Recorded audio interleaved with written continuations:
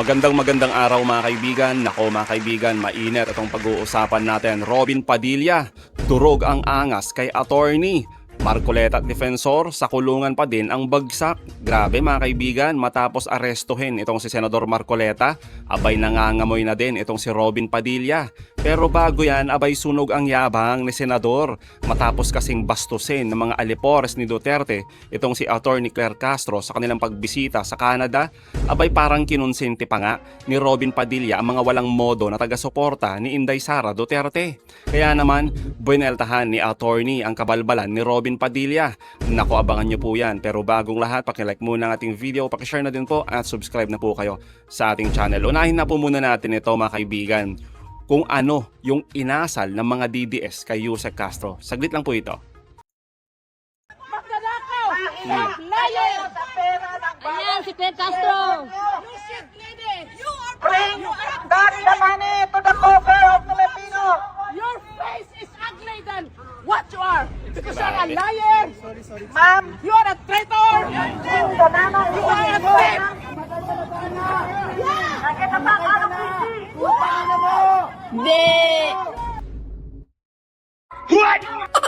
O, di ba mga kaibigan, mga walang modo na taga-suporta ni Sara Duterte. Wala mga kaibigan, lalong umusok lang itong mga to, di ba? Kasi nginitian lang sila ni Attorney Claire. Pero mga kaibigan, no, nakita nyo naman, pinagmumura, pinahiya, hinaras, di ba? At talagang pinakita talaga ng mga bugok na DDS ang kanilang pagiging panatiko. No? Ganyan kasi yung idol nila eh. Ganyan yung mga Duterte, di ba mga kaibigan? Lalo yung nakukulong sa dahig. Isa pa, yung mai-impeach mga kaibigan, di ba? Yung nakasalang sa impeachment trial na si Sara Duterte. Ganyan na ganyan din. Lakas magmura. Pero mga kaibigan, ito lang yung sagot ni Attorney Claire sa kanila. Pakinggan po natin. Ang ganda nito. May freedom of expression tayo, pero hindi naman kailangan maging bastos. O, di ba? Pilipino kayo, hindi naman ganyan ang ugali ng mga Pilipino eh. True. Siguro yung grupo naman nila, parang kung sino man yung iniidolo nila, parang sanay sa violente, yung pagiging violente. So, syempre hindi namin alam. Buti na lang, thank God, na pagtawid kasi namin, hindi namin alam na may mga police officers. So, pagtawid namin, so kinausap na namin sila kasi sumusunod sila eh. Di ba? So, pero, I mean, kung ganyan talaga ang magiging ugali ng Pilipino, hindi kayo uunlad. Well, totoo naman, di ba mga kaibigan? Real talk lang yon. Oh. Totoo naman eh.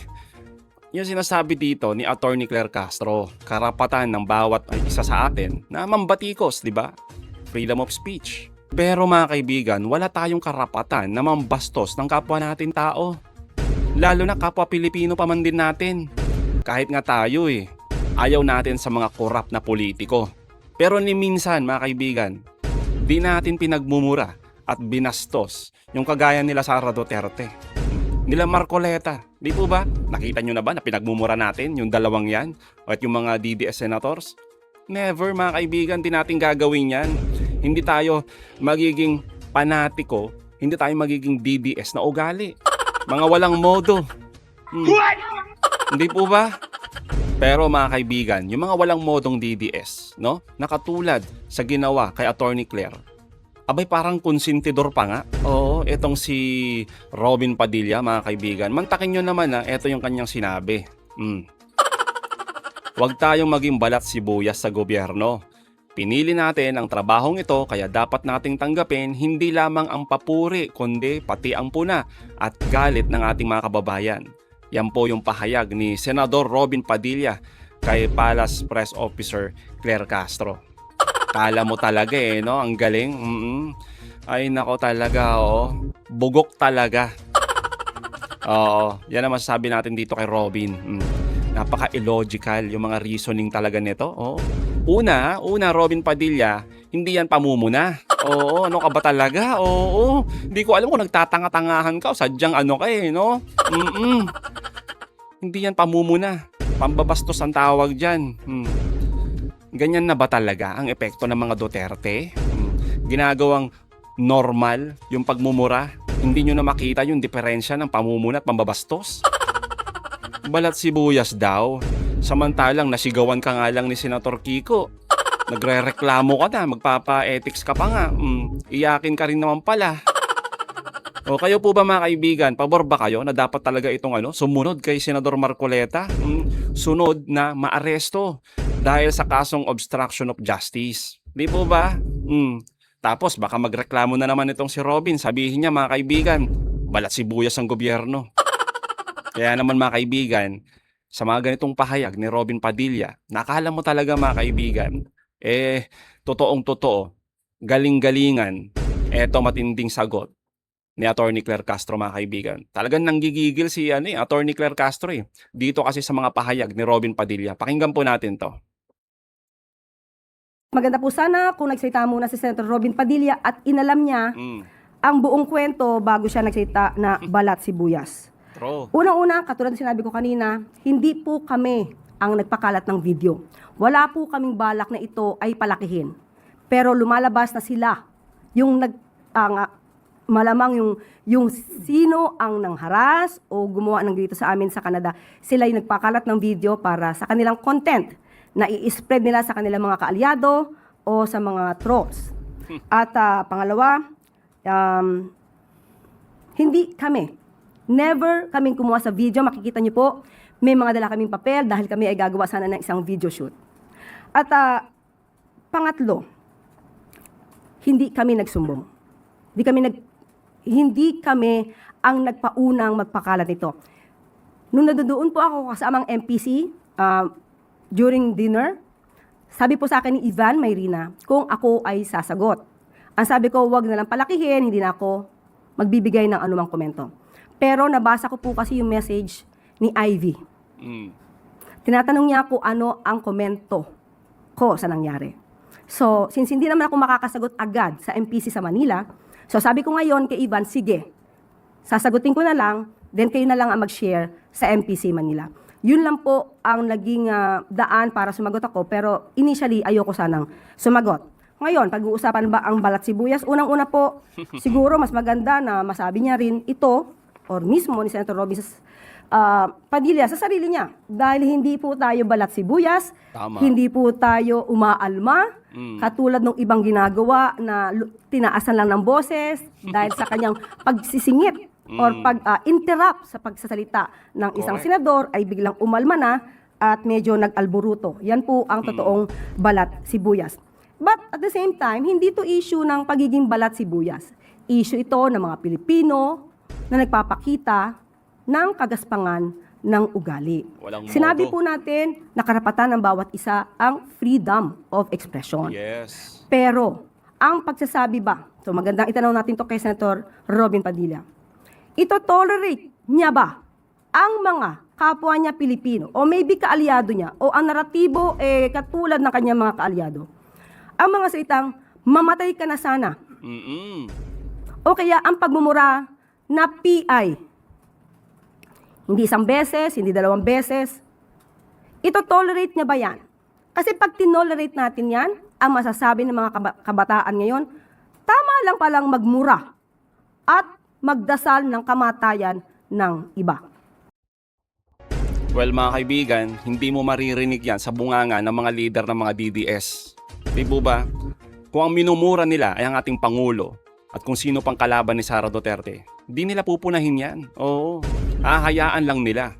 Pero pag yung amo nila, yung pinagmumura, malamang mga kaibigan, mauuna pa yung magsalita. Ganyan na ganyan yung mga alipores ni Duterte.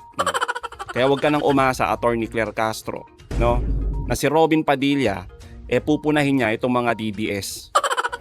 Kapwa Duterte niya yung mga yan eh. Ay nako.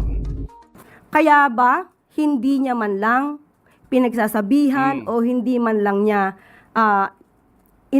inalarmahan ang Vice Presidente nung ito ay nagmura. See? Minura ng minura ang Pangulo natin Correct. at pinagbantaan pa ng buhay. Yan ba ay natotolerate ni Senator Robin Padilla para sabihin na balat sibuyas ang isang tao? Real talk. At meron pa po akong nabasa, kung tama ang aking basa sa isang post ng SMNI News Online. Ito ang sinabi daw ni Senator Robin Padilla. Pinili natin ang trabahong ito, kaya tanggapin natin lahat ang pag-aalipusta. Dahil ang bayan ay ibiningit na natin sa kawalan. So ulitin po natin, ang pag-aalipusta ay normal pero hindi ang pagmumura at hindi ang pagdarasal ng kamatayan ng ibang tao. Hindi po yan maka-Pilipino, hindi po yan maka-Diyos at hindi po yan makabayan. At pakitanong na lang po, anong ibig niya sabihin na ang bayan ay ibiningit na natin sa kawalan? Yan. Hindi po natin matatanggap ang ganitong napaka-general na statement niya. Ipaliwanag po niya sana ito kung anong ibig niya sabihin to dahil pag pinaliwanag niya po ito, sasagutin ko po siya.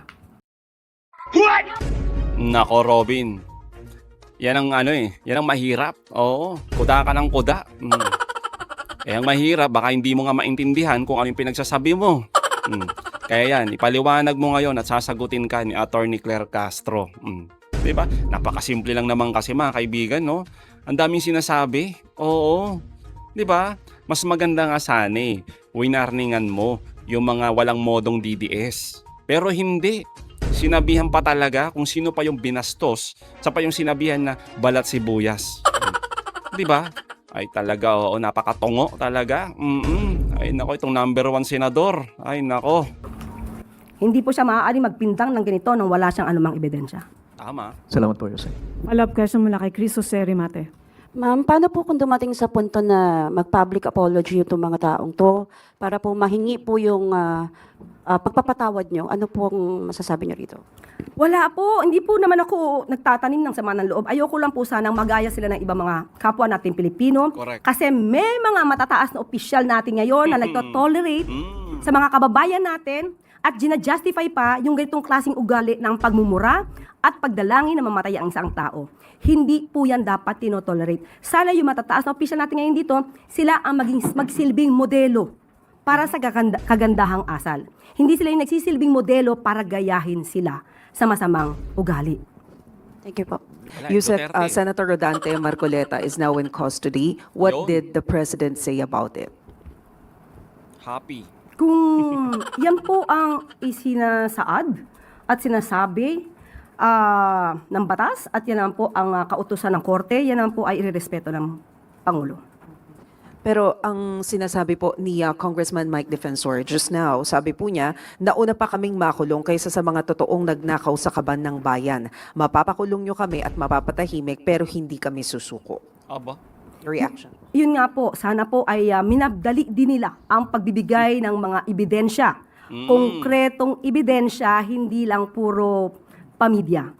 Mas magkakaroon po ng resolusyon at ng solusyon kung sila ay nagsumiti kaagad ng mga konkretong ebidensya para kung sino yung mga tao na nais nilang papanagutin ay napanagot na po sana, nadala na po sana sa korte ang mga kasong kanilang idudulog.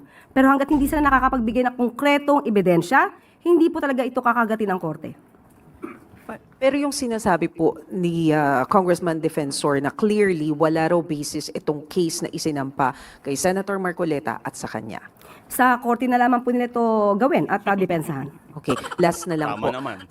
Ano po ang tingin ng Malacanang, how will this arrest, if this is considered an arrest, affect the happenings in the Senate, especially na ngayong araw magsisimula yung impeachment trial against the Vice President? Nasa kamay na po yan ng Senado. Correct. Ang sa atin naman po, sa anumang pagkakataon, kung ano man ang oras, kung ano mang araw, kung ano ang sinasabi ng korte, kung mayroon silang in-issue na warrant of arrest, hindi po ito mapapahinto. Hanggat wala rin naman pong court order na maaaring magpahinto sa pagpapatupad dito. So kung in-issue po ito ng korte, ito yung valid warrant of arrest, wala pong magagawa ang ehekutibo kundi ito ay i-enforce. So yun mga kaibigan, anong masasabi nyo patungkol dito? Comment down below. Again mga kaibigan, huwag nyo kalimutan, i-like at i-share itong mga videos. Hanggang sa muli, kita-kita ulit tayo mga kaibigan.